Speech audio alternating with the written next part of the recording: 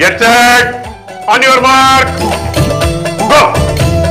ಮಧ್ಯಾಹ್ನ ಒಂದು ಸೀನ್ ತಗೊಂಬಂದು ಕೊಟ್ಟರು. ಇಬ್ರು ನಾನು ಅಚ್ಚುತ್ ಇಬ್ರು ಹಿಂಗೆ ಪಕ್ಕ ಕೂತ್ಕೊಂಡು ಮಾತಾಡ್ತಾ ಇದ್ವಿ. ಆ ಸೀನ್ ನೋಡ್ಬಿಟ್ಟು ಏನಾ ಇದು ಮಾಡ್ಬೇಕಾ, ಇವಾಗಲೇ ಬೆಳಗ್ಗೆಯಿಂದ ಇದೇ ಡೈಲಾಗ್ ಹೇಳಿದ್ದೀನಿ, ವಸಿಷ್ಠ ನಾನು ಇದೇ ಲಾಸ್ಟ್ ಸೀರಿಯಲ್, ಆಮೇಲೆ ನಾನು ಆಕ್ಟೇ ಮಾಡಲ್ಲ ಸೀರಿಯಲ್ ಅಲ್ಲಿ, ನಾನು ಸಿನಿಮಾ ಮಾಡ್ತೀನಿ ಅಂತ ಇದೇ ಮಾತು ಹೇಳಿದ್ರು ಅವರು. ಅಚ್ಚುತ್ತು ಒಂದು 9 ಎಪಿಸೋಡು ಒಂದು 7 ಎಪಿಸೋಡ್ ಎರಡರದ್ದು ದುಡ್ಡು ಕೊಟ್ಬಿಟ್ಟು 2 ಪ್ರಾಜೆಕ್ಟ್ ತಗೊಂಡ್ಮೇಲೆ ಫೋನ್ ಮಾಡಿದ್ರೆ ಯಾವ ಆರ್ಟಿಸ್ಟು ನಾವು ಮಾಡಲ್ಲ. ನಾನು ಏನು ಹೇಳಕ್ ಹೊರಟಿದ್ದೀನಿ ಅಂದ್ರೆ, ಇಷ್ಟು ವರ್ಷದ ಅನುಭವ ಇದ್ದು ಅಲ್ಲೊಂದು ಬಾವಿ ಇದೆ ಅಂತ ಗೊತ್ತಿದ್ದು ಹೋಗಿ ಬಿದ್ದಿದೀವಲ್ಲ, ಮುಟ್ಟಾಳತನದ ಪರಮಾವಧಿ ಇದು. ನಾನು ಒಬ್ಬ ಸಾಧಾರಣ ಮನುಷ್ಯ.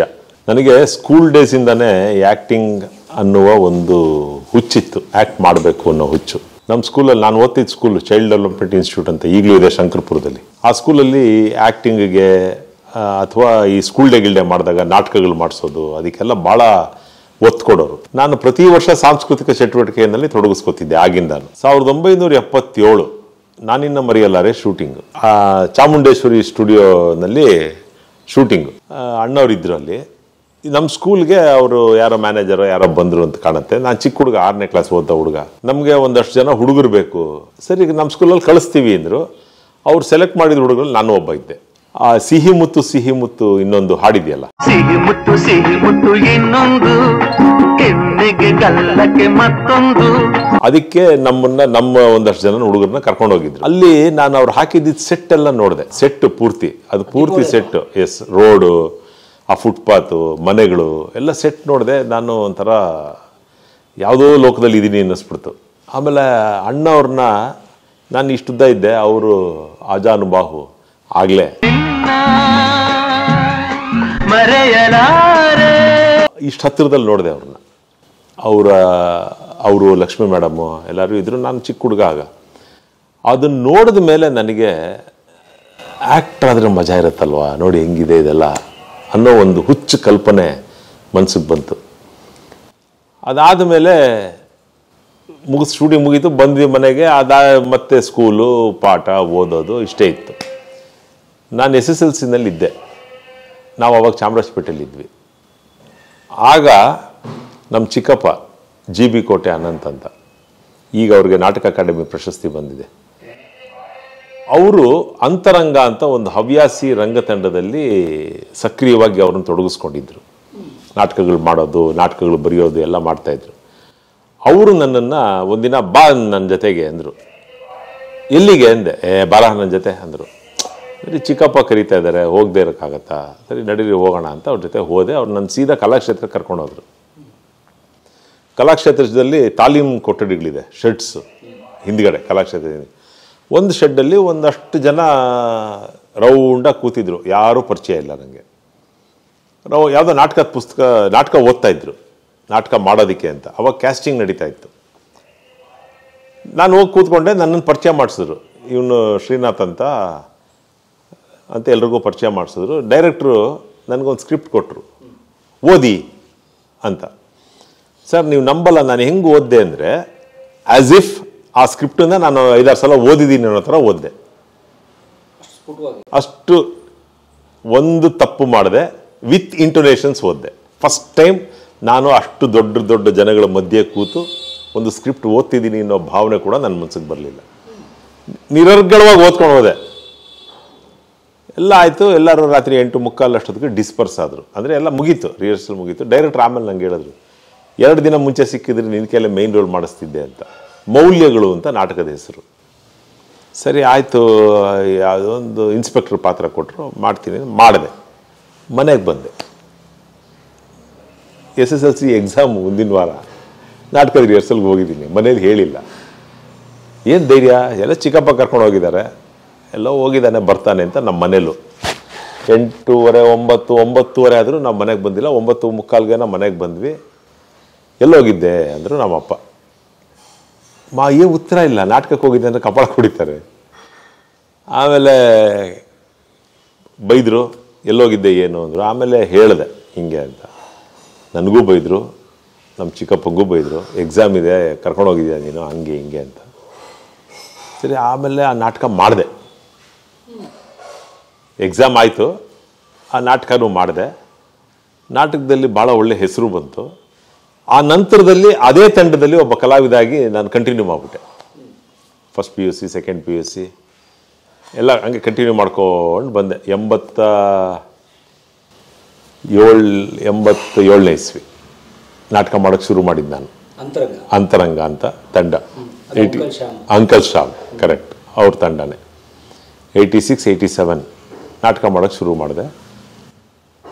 ಆ ಟೈಮಲ್ಲೇ ದೂರದರ್ಶನ ಶುರುವಾಗಿದ್ದು. ಆಗ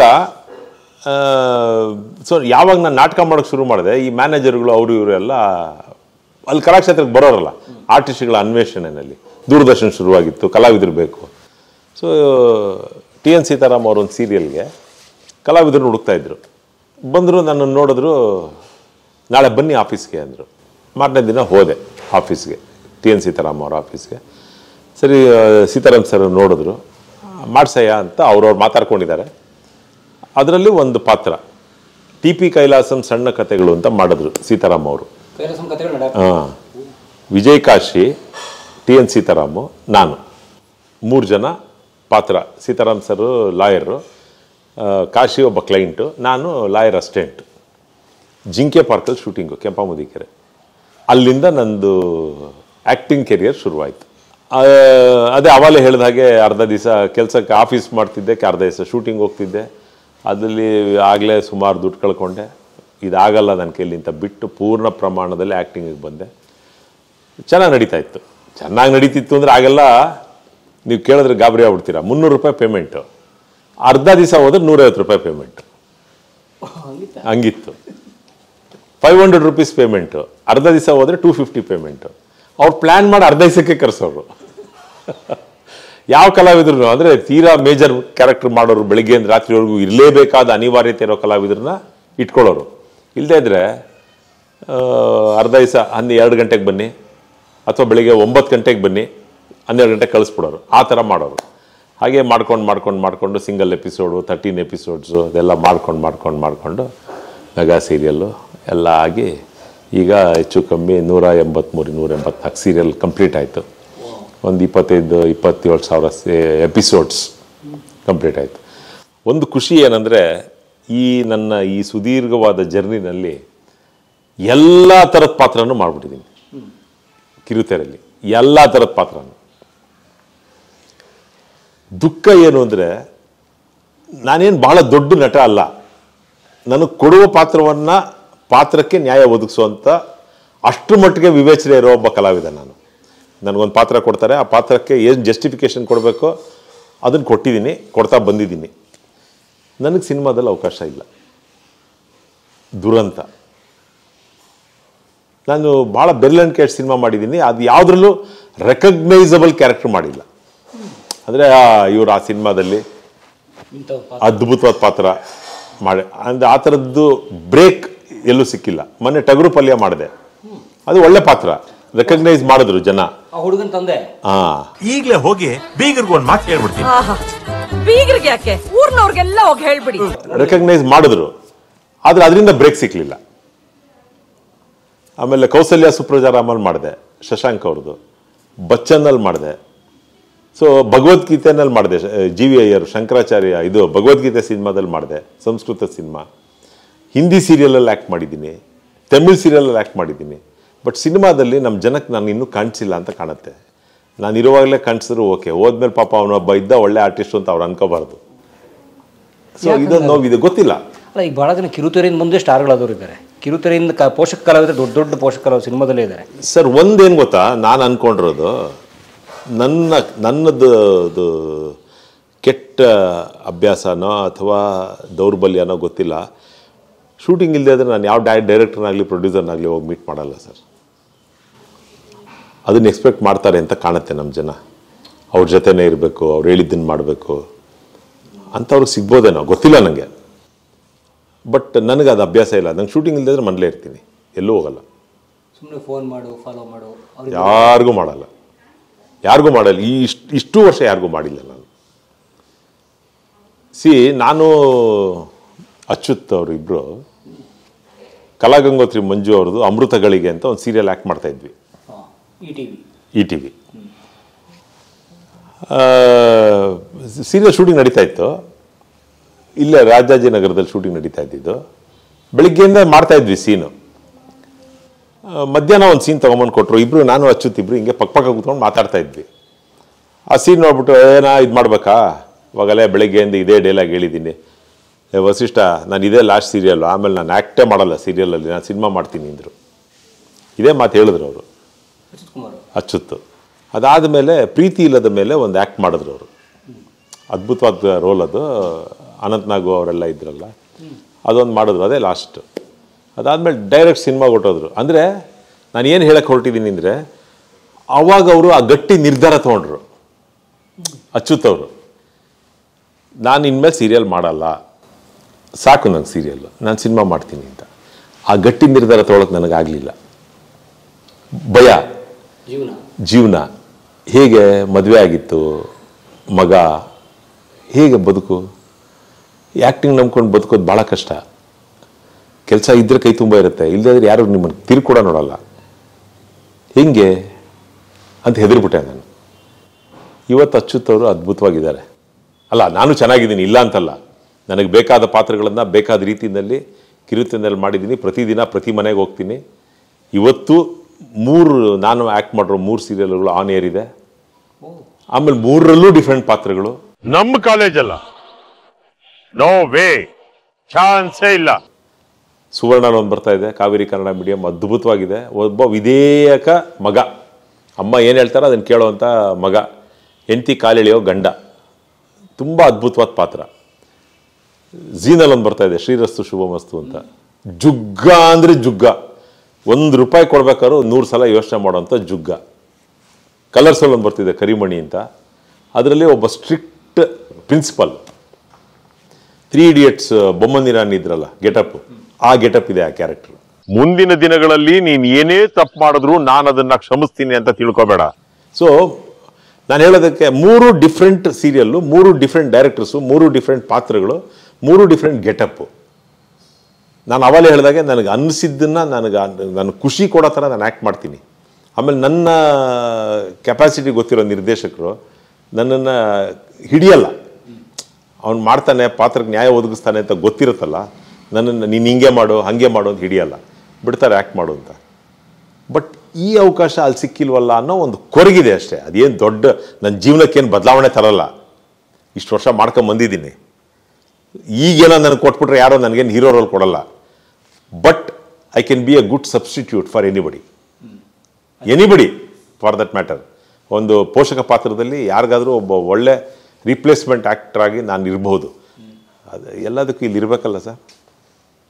ಸೊ ಹಂಗೆ ಅಂದ್ಕೊಂಡು ನಾನು ಇರೋದರಲ್ಲಿ ಖುಷಿಯಾಗಿ ನೆಮ್ಮದಿಯಾಗಿ ಬದುಕ್ತಾ ಇದ್ದೀನಿ. ಬಟ್ ಆ ನೋವಂತೂ ಇದೆ.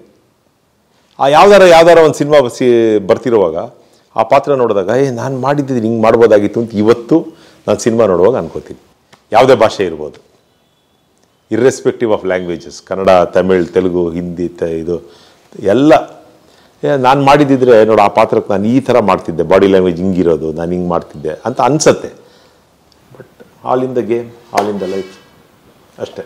ಅಲ್ಲ, ಬಹುಶಃ ನೀವು ಅದಕ್ಕೆ ಹೋಪ್ ಕಳ್ಕೊಳ್ಳೋ ಅವಶ್ಯಕತೆ ಇಲ್ಲ. ಯಾಕಂದ್ರೆ ಇನ್ನೂ 59, ಇನ್ನು ನಿಮ್ಗೆ ಇನ್ನೂ 41 ವರ್ಷದ ಕರಿಯರ್ ಇದೆ. ಸಾಕಷ್ಟು ಈ ವೆಬ್ ಸೀರೀಸ್ಗಳ ಕಾಲ. ಈಗ ಬದುಕು ಹೀಗೆ ಅಂತ ಹೇಳೋಕ್ಕಾಗಲ್ವಲ್ಲ.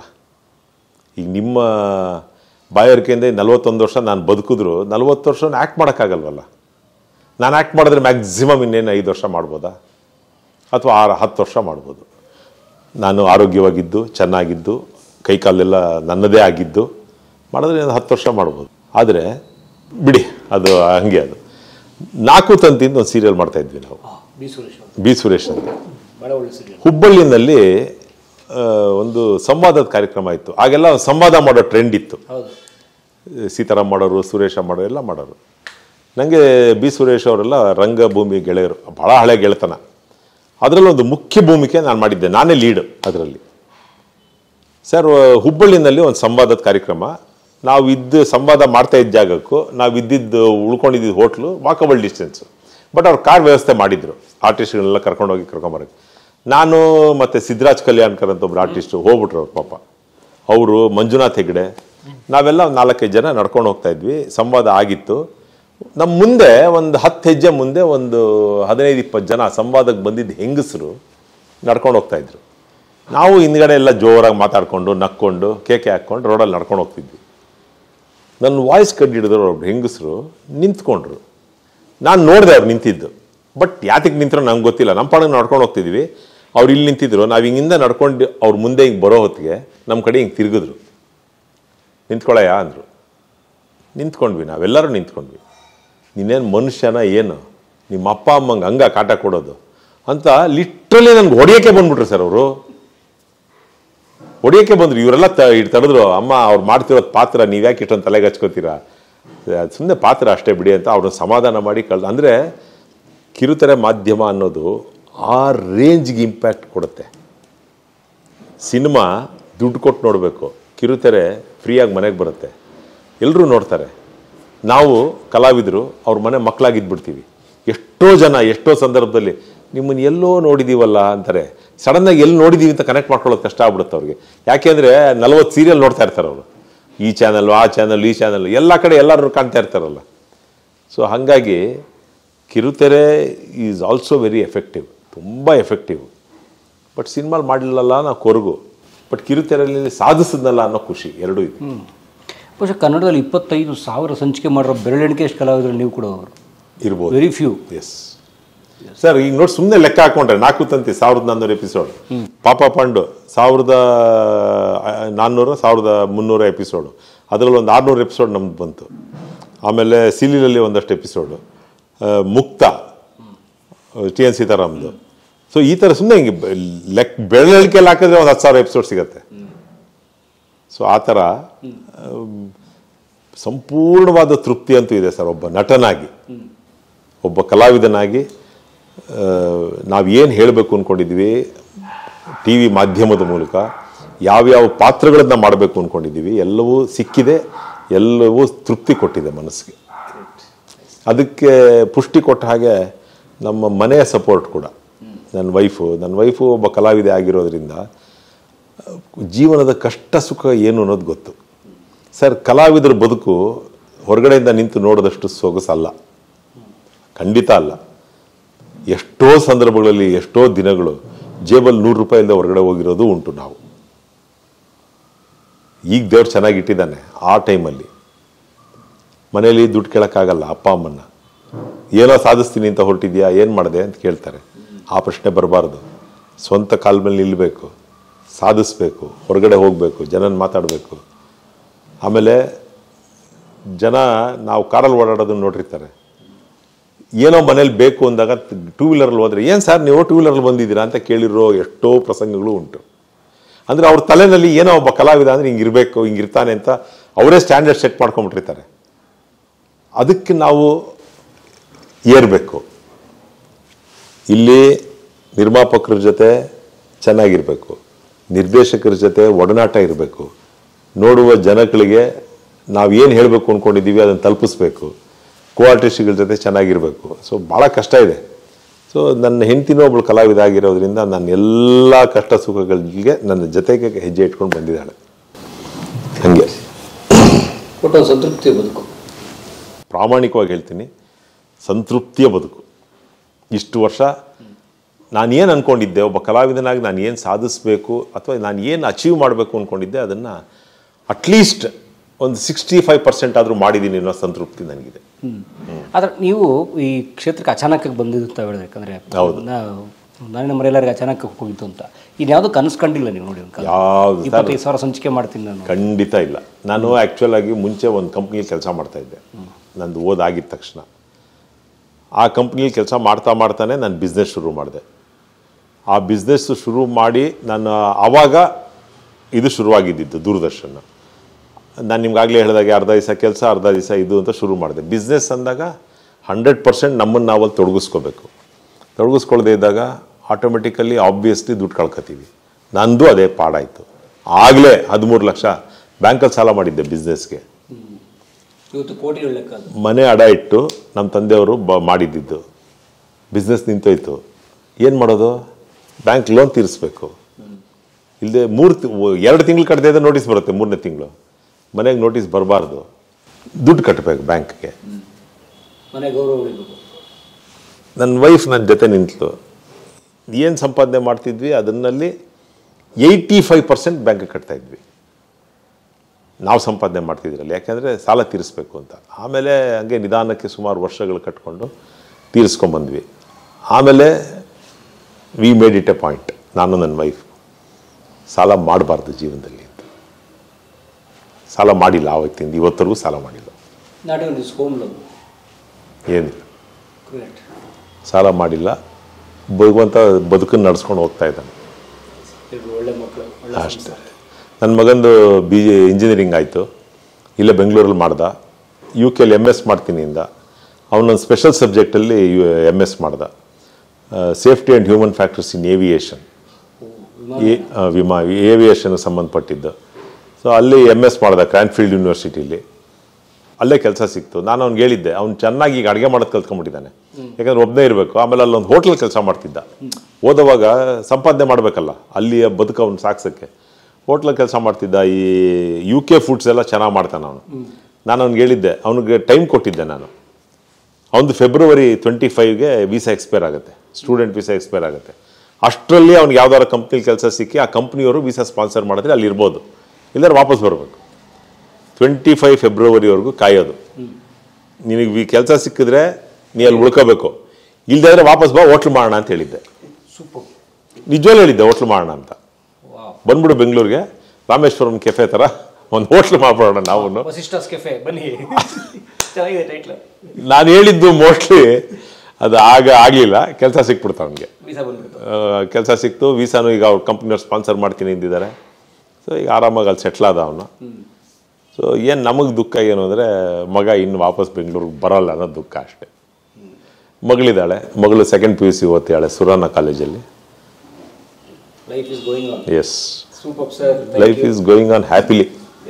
ಸರ್ ಒಂದು ಏನು ಗೊತ್ತಾ, ನನಗೆ ಭಾಳ ಖುಷಿ ಆಗೋದು, ಭಾಳ ಹೊಟ್ಟೆ ಉರಿತಾ ಇದ್ದಿದ್ದು ಏನು ಅಂದರೆ ಹೇಳ್ಬಿಡ್ತೀನಿ. ಇವಾಗ ನಿಮ್ಮ ಕಲಾ ಮಾಧ್ಯಮನ ನಾನು ಫಾಲೋ ಮಾಡ್ತೀನಿ. ತುಂಬ ಜನದ ಇಂಟರ್ವ್ಯೂಸ್ ನೋಡಿದ್ದೀನಿ, ದೊಡ್ಡವ್ರ ಇಂಟರ್ವ್ಯೂಸ್ ಎಲ್ಲ ನೋಡಿದ್ದೀನಿ. ನಾನು US ಹೋದಾಗ ಅಲ್ಲಿ ಅವರು ನನ್ನ ಇಂಟರ್ವ್ಯೂ ಮಾಡಿದ್ರು. ಅಲ್ಲಿ ಮಾಡಿ ಅವರೊಂದು ಯೂಟ್ಯೂಬಲ್ಲಿ ಬಿಟ್ಟರು ಅದನ್ನು. US ಕನ್ನಡಿಗರು ಅವ್ರದ್ದೊಂದು ಯೂಟ್ಯೂಬ್ ಚಾನೆಲ್ ಇದೆ, ಅಲ್ಲಿ ಬಿಟ್ಟರು. ನಾನು ತುಂಬ ಸಲ ನಿಮ್ಮ ಕಲಾ ಮಾಧ್ಯಮ ನಾನು ಶೂಟಿಂಗ್ ಗೀಟಿಂಗಲ್ಲಿ ಮಧ್ಯದಲ್ಲಿದ್ದಾಗ ಒಬ್ಬನೇ ಕೂತಿದ್ರೆ ಅದನ್ನು ನೋಡ್ತಾ ಇರ್ತೀನಿ. ಯಾರ್ದಾದ್ರು ಒಳ್ಳೆ ಇಂಟರ್ವ್ಯೂ ಇದ್ದರೆ ನೋಡ್ತೀನಿ ನಾನು.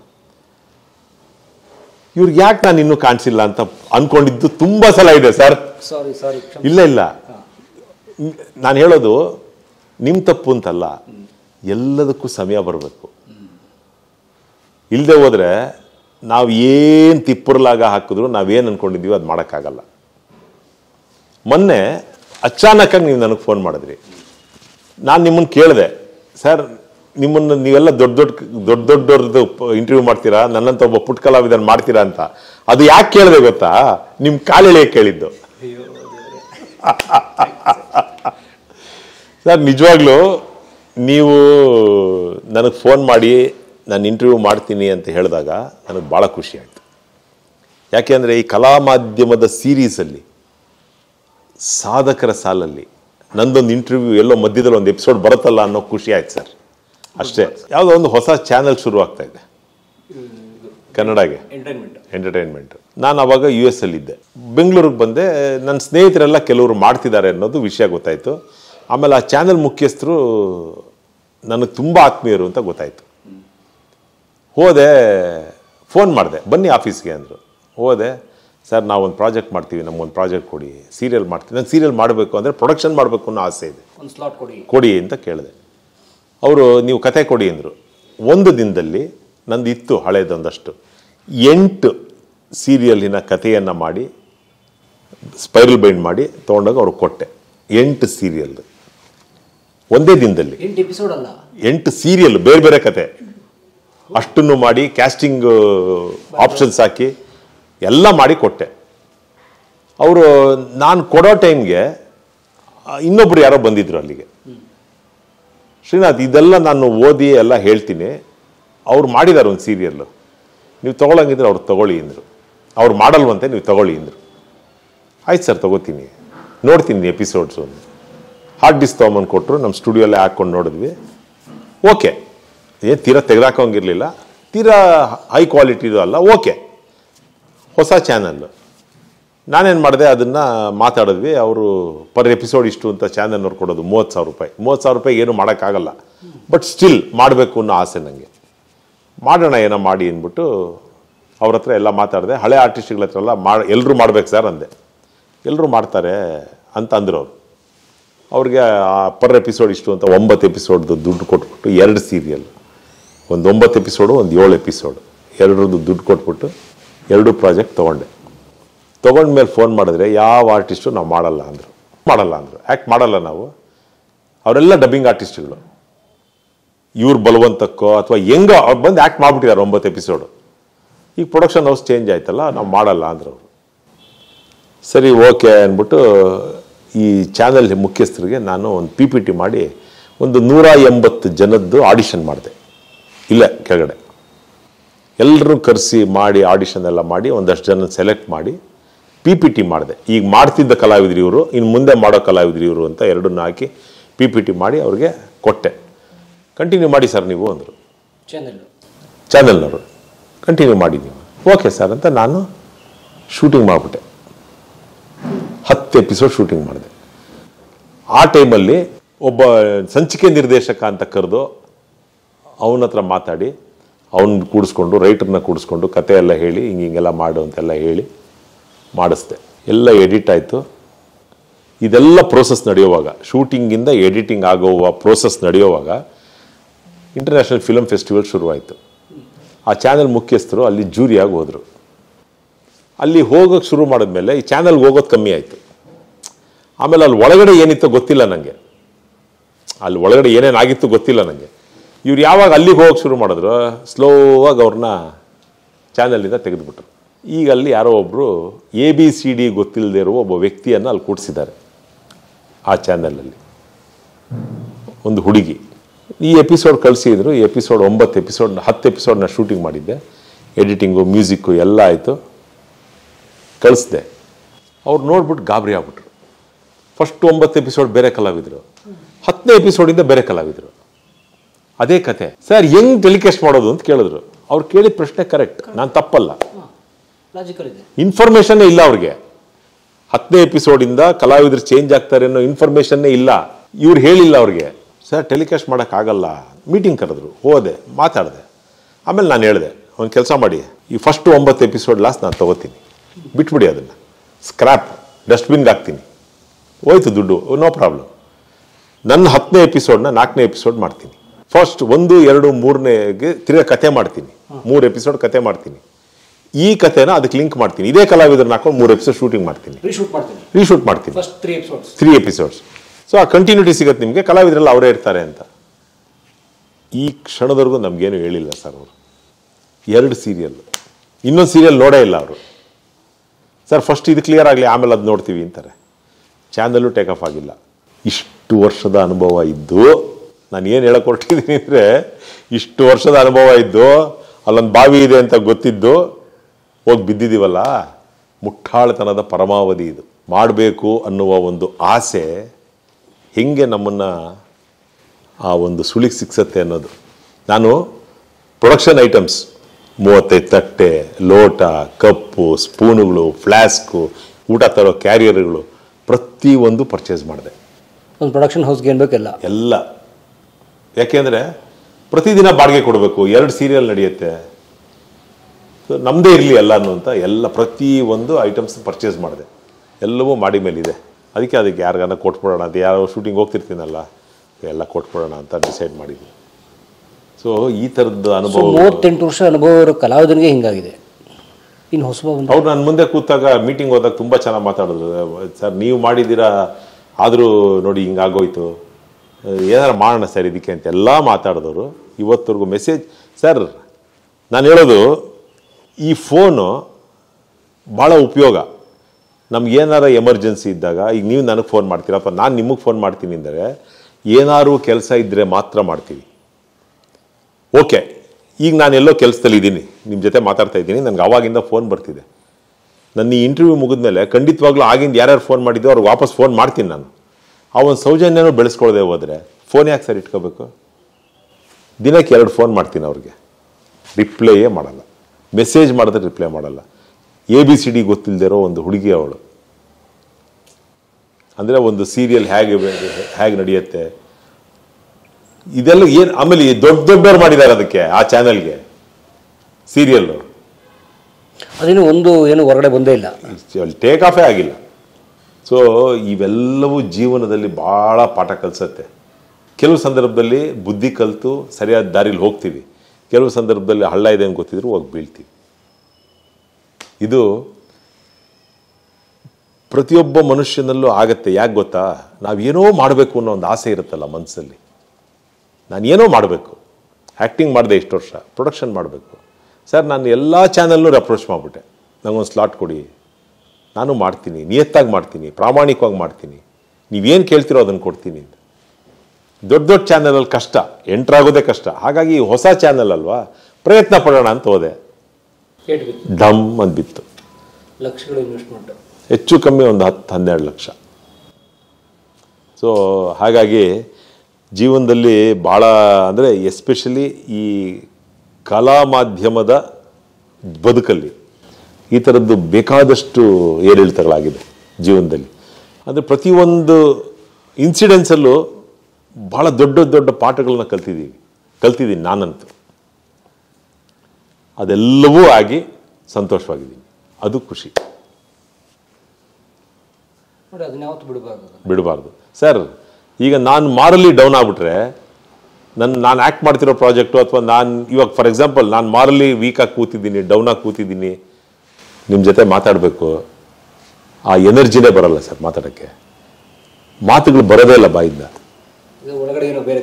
ಕುದೀತಾ ಇರುತ್ತಲ್ಲ. ಸೊ ಅದಕ್ಕೆ ಅದನ್ನು ಪಕ್ಕಕ್ಕಿಟ್ಟು ಆ ಟ್ರ್ಯಾಕಿಗೆ ಹೋದಾಗ ಮಾತ್ರ ಅದನ್ನು ಯೋಚನೆ ಮಾಡಬೇಕು. ಇಲ್ಲದೆ ಹೋದರೆ ಬೇರೆ ಸೀರಿಯಲ್ಲು, ನನ್ನ ಆ್ಯಕ್ಟಿಂಗು, ಅದೇನೋ ಬರವಣಿಗೆ, ಯಾವುದೋ ವೆಡ್ಡಿಂಗ್ ಈವೆಂಟು, ಅದ್ರಲ್ಲಿ ತೊಡಗಿಸ್ಕೊಂಡಿರ್ತೀನಿ. ಬಿಟ್ಟಿ ಸಿಕ್ಕರೆ ರುಚಿ ಜಾಸ್ತಿನ. ಬಿಟ್ಟಿ ಯಾವಾಗ್ಲೂ ಸಿಗಲ್ಲ ರೀ, ಬಿಟ್ಟಿ ಸಿಕ್ಕಾಗ ಏನು ಸುಡುಗಾಡ ರೀ, ಭಾಳ ಕಷ್ಟ ಇದೆ. ಪ್ರತಿಯೊಬ್ಬ ಕಲಾವಿದನೂ ಸಾಧಿಸ್ಬೇಕು ಅಂತ ಹೊರಡ್ತೀರಿ, ಸಾಧಿಸೋಕ್ಕಾಗದೇ ಬೇಜಾರು ಮಾಡ್ಕೋಬೇಡಿ, ಸಾಧಿಸಿ, ನಿಮ್ಮ ಕೈಲಾಗತ್ತೆ. ಸಾಧಿಸೋಕೆ ಆಗಲೇ ಇಲ್ವಾ, ಅಯ್ಯೋ ಏನು ಸುಡುಗಾಡ, ಹಾಳಾಗೋಗ್ಲಿ, ಬೇರೆ ಏನಾರ ಮಾಡೋಣ ಅಂತ ಹೊರಟ್ಬಿಡಿ ಅಷ್ಟೇ. TN ಸೀತಾರಾಮ್ ಅವರು ಒಂದು ಸಿನಿಮಾ ಮಾಡಿದರು. ಆ ಸೀರಿಯಲಲ್ಲಿ ಅಶೋಕ್ ಹೆಗ್ಡೆ, ಅಪ್ಪಿ ಆರ್ಟಿಸ್ಟ್ ಅಶೋಕ್ ಹೆಗ್ಡೆ, ಅವನದು ಫಸ್ಟ್ ಸಿನಿಮಾ ಅದು. ಅವನ ಸಿನಿಮಾದಲ್ಲಿ ಆ್ಯಕ್ಟ್ ಮಾಡಿದ ಫಸ್ಟ್ ಸಿನಿಮಾ. ಅವನು ಅವಾಗಷ್ಟೇ ಆ ಕಡೆಯಿಂದ ಬಂದಿದ್ದ, ಇದರಿಂದ ದಕ್ಷಿಣ ಕನ್ನಡ ಈ ಕಡೆಯಿಂದ ಬಂದಿದ್ದ. ಅವನ ಭಾಷೆ ಬೆಂಗಳೂರು ಕನ್ನಡ ಥರ ಇರಲಿಲ್ಲ, ಹವ್ಯಕರ ಭಾಷೆ ಇತ್ತದು. ಸೊ ಚಾಮುಂಡೇಶ್ವರಿನಲ್ಲಿ ಡಬ್ಬಿಂಗ್ ನಡೀತಾ ಇತ್ತು. TN ಸೀತಾರಾಮ್ ಅವರು ಅವನು ಶ್ರೀನಾಥನ್ ಕರಿಯಯ್ಯ, ಅವ್ನು ಬಂದು ಡಬ್ಬಾಡ್ಲಿ ಅದಕ್ಕೆ ಅಂದ್ಬಿಟ್ಟು ಹೇಳ್ಬಿಟ್ಟು ಹೊಟ್ಟೋಗಿದ್ದಾರೆ. ಅವರು ಮ್ಯಾನೇಜರು ಶ್ರೀನಾಥ್, TN ಸೀತಾರಾಮ್ ಶ್ರೀನಾಥ್ ಹಾಲ್ ನಾಯಕನಹಳ್ಳಿ ಅವ್ರ ಮ್ಯಾನೇಜರು. ಅವ್ರಿಗೆ ಹೇಳ್ಬಿಟ್ಟು ಹೊಟ್ಟೋಗಿದ್ದಾರೆ. ಸಿಂಡಿಕೇಟ್ ಬ್ಯಾಂಕಲ್ಲಿ ಒಬ್ರು ಕೆಲಸ ಮಾಡ್ತಾ ಇದ್ರು ಶ್ರೀನಾಥ್ ಅಂತ, ಸಿಂಗರ್ ಅವರು, ಬೆನಕ ನಾಟಕ ತಂಡದಲ್ಲಿ ಇದ್ದಾರೆ ಅವರು. ಇವ್ರೇನ್ ಮಾಡಿದ್ದಾರೆ, ಅವ್ರಿಗೆ ಫೋನ್ ಮಾಡ್ಬಿಟ್ಟು ಅವ್ರನ್ನ ಕರೆಸಿ ಡಬ್ ಮಾಡ್ಬಿಟ್ಟಿದ್ದಾರೆ. ಆಯ್ತಾ, ಮಾಡಿದ ದಿನ ಬೆಳಗ್ಗೆ ಆಕ್ರೆ ಅದನ್ನ ಅವ್ನು ಹೆಂಗ್ ಮಾಡಿದಾನೆ ನೋಡೋಣ ಅಂತ ಸೀತಾರಾಮ್ ಅವ್ರು ಬಂದಿದ್ದಾರೆ. ಸಿನಿಮಾ ನೋಡಿದಾರ, ರೀಲ್ ಹಾಕೊಂಡು ನೋಡಿದ್ದಾರೆ. ಇದೇನು ವಾಯ್ಸ್ ಇವ್ನು ಹಿಂಗಾಗ್ಬಿಟ್ಟಿದೆಯಲ್ಲ, ಯಾವ ಶ್ರೀನಾಥನ್ ಕರೆದು ಮಾಡಿಸಿದ್ರಿ ಅಂತ ಅವ್ರನ್ನ ಕೇಳಿದ್ದಾರೆ. ಅವರು ಸರ್ ಅದೇ ಶ್ರೀನಾಥ್ ಬ್ಯಾಂಕು ಅಂತ ಏನೋ ಹೇಳಿದ್ದಾರೆ. ಅವನಲ್ಲ, ಇವನ್ ದಪ್ಪಗಿದಾನಲ್ಲ, ಅವ್ನು ಕರ್ಸು ಅಂದಿದ್ದಾರೆ. ಆಮೇಲೆ ನನಗೆ ಫೋನ್ ಮಾಡಿ, ಅವನ್ನ ತುಂಬ ದಪ್ಪ ಇದ್ದೆ, ಕರ್ಸಿದ್ರು. ಕರ್ಸಿದ್ಮೇಲೆ ಇಡೀ ಸಿನಿಮಾಗೆ ನಾನು ಡಬ್ ಮಾಡಿದೆ. ಡಬ್ ಮಾಡಿದ ಮೇಲೆ ಶ್ರೀನಾಥ್ ಅವರು, ಅಯ್ಯೋ TN ಸೀತಾರಾಮ್ ಅವರು ನಾನು ಕೇಳಿದ್ರು, ನೀನು ನೋಡು ಶ್ರೀನಾಥ್ ಅಂತ ಹೆಸರಿಟ್ಕೊಂಡಿದ್ಯಾ, 3-4 ಜನ ಇದ್ದಾರೆ, ಕನ್ಫ್ಯೂಸ್ ಆಗುತ್ತೆ, ನೀನು ಬೇರೆ ಏನಾನ ಇಟ್ಕೋ ಹೆಸರು, ಸೇರಿಸ್ಕೋ. ಅದಕ್ಕೆ ಏನು ಸೇರಿಸ್ಕೊಳ್ಳೋದು ಗೊತ್ತಿಲ್ಲ ಸರ್ ಅಂದೆ. ಏನು ನಿಮ್ಮಪ್ಪ ಅವ್ರ ಊರು ಯಾವುದು ಅಂದರು. ಇಲ್ಲ ಬೆಂಗಳೂರೇ ಸರ್. ಆಮೇಲೆ ನಮ್ಮ ಚಿಕ್ಕಪ್ಪ GB ಕೋಟೆ ಅಂತ ಇಟ್ಕೊಂಡಿದ್ದಾರೆ, ಶ್ರೀರಂಗಪಟ್ಟಣದ ಹತ್ರ GB ಕೋಟೆ ಅಂತ ಒಂದು ಊರು. GB ಕೋಟೆ ಶ್ರೀನಾಥ್, GB ಕೋಟೆ ಶ್ರೀನಾಥ್. ಚೆನ್ನಾಗಿರಲ್ಲ, ಬೇಡ, ಇದು ಬೇರೆ, ನಿಂದೇನು ಗೋತ್ರ ಅಂದರು. ವಸಿಷ್ಠ ಗೋತ್ರ ಸರ್. ಅದನ್ನ ಇಟ್ಕೋ, ಶ್ರೀನಾಥ್ ವಸಿಷ್ಠ ಅಂತ. ಅವರೇ ನನಗೆ ಇಟ್ಟಿದ್ದು. ಅಲ್ಲ ಅಲ್ಲ, TN ಸೀತಾರಾಮ್ ಅವರು ಶ್ರೀನಾಥ್ ವಸಿಷ್ಠ ಅಂತ ನನ್ನ ಹೆಸರಿಟ್ಟವ್ರು. ನನ್ನ ಹೆಸರು ಬರೀ ಶ್ರೀನಾಥ್ G ಅಂತ ಇತ್ತು ಮುಂಚೆ. G ನಮ್ಮ ತಂದೆ ಗುಂಡೂರಾವ್, G ತೆಗೆದಾಕ್ಬಿಟ್ಟು ವಸಿಷ್ಠ ಅಂತ ಇಟ್ಕೊಂಡಿದ್ದು. ಹಂಗೆ ಹಂಗಾಗಿ ನಾನು ಶ್ರೀನಾಥ್ ವಸಿಷ್ಠ ಆಗಿದ್ದೆ. ಚೆನ್ನಾಗಿದೆ. ಸೀತಾರಾಮ್ ಅವರ ಕಾರಣ ಕರೆದ್ರು. Great, very nice. ಅದೇ ನಿಮ್ಮ ಭಾಳ ದೊಡ್ಡ ಐಡೆಂಟಿಟಿ. ಹೌದು. ಈಗ ಮೊನ್ನೆ ನೀವು ವಾಯ್ಸ್ ಬಗ್ಗೆ ಮಾತಾಡಿದ್ರಿ, ಮೊನ್ನೆ ವಸಿಷ್ಠ ಸಿಂಹ ಅವ್ರ ಹತ್ರ ಮಾತಾಡಿದೆ ಬೇರೆ ಯಾವುದೋ ವಿಚಾರಕ್ಕೆ. ಅವರು ನನಗೆ ಹೇಳಿದ್ರು, ನಾನು ನಿಮ್ಮ ವಾಯ್ಸ್ ಬಹಳ ದೊಡ್ಡ ಫ್ಯಾನ್ ಅಂತ. ನಾನು ಅದನ್ನೇ ಹೇಳಿದೆ ಅವ್ರಿಗೆ, ನಿಮ್ಮ ವಾಯ್ಸ್ಗೂ ಫ್ಯಾನ್ ನಾನು ಅಂತ. ಸೊ ಹಂಗೆ ಪರಸ್ಪರ ವಾಯ್ಸ್ ಬಗ್ಗೆ ಮಾತಾಡ್ಕೊಂಡ್ವಿ. ಹಾಗಾಗಿ ಸರ್ಗೆ ಅನಂತ ಅನಂತ ಧನ್ಯವಾದ. ಯಾಕಂದರೆ ನಮ್ಮನ್ನು ಇವತ್ತು ನಾವಿಲ್ಲಿ ಬಂದಕ್ಕೆ ಅವಕಾಶ ಮಾಡಿಕೊಟ್ಟು ಸಂದರ್ಶನ ಕೊಟ್ಟು ಮನೆಯೆಲ್ಲ ತೋರಿಸಿ ತಾವೇ ಸ್ವತಃ ಚಹಾ ಮಾಡಿ ಅವರ ಅನೇಕ ಕೆಲಸಗಳು ಒತ್ತಡಗಳು ಅದೆಲ್ಲವನ್ನು ಕ್ಯಾನ್ಸಲ್ ಮಾಡಿ ನಮಗೋಸ್ಕರ ಅರ್ಧ ದಿನ ನಮ್ಮ ಜೊತೆ ನಿಂತಿದ್ದಾರೆ ಸರ್. ಕಲಾ ಮಾಧ್ಯಮದ ಈ ನಿಮ್ಮ ಚಾನೆಲ್ಲು ಭಾಳ ಯಶಸ್ವಿಯಾಗಿ ನಡೀತಾ ಇದೆ, ಮುಂದೇನೂ ನಡೆಯುತ್ತೆ. ಭಾಳ ಅದ್ಭುತವಾದ ವ್ಯಕ್ತಿಗಳ ಇಂಟರ್ವ್ಯೂಗಳನ್ನ ಮಾಡ್ತಿದ್ದೀರಿ, ಅವ್ರ ಬಗ್ಗೆ ಸಮಾಜಕ್ಕೆ ತಿಳಿಸ್ಕೊಡ್ತಾ ಇದ್ದೀರಿ. ಈ ಒಂದು ಸೀರೀಸಲ್ಲಿ ನೀವು ಮಾಡ್ತಾ ಬಂದಿರೋ ಸೀರೀಸಲ್ಲಿ ನನ್ನಂತಹ ಒಬ್ಬ ಪುಟ್ಟ ಕಲಾವಿದನ್ನು ಗುರುತಿಸಿ ನನ್ನ ಇಂಟರ್ವ್ಯೂ ಮಾಡಿ ನೀವು ನಿಮ್ಮ ಸೀರೀಸಲ್ಲಿ ಹಾಕ್ತಾ ಇರೋದು ನನಗೆ ಭಾಳ ಖುಷಿ ಆಯಿತು. Thank you very much. ಧನ್ಯವಾದ ಸರ್.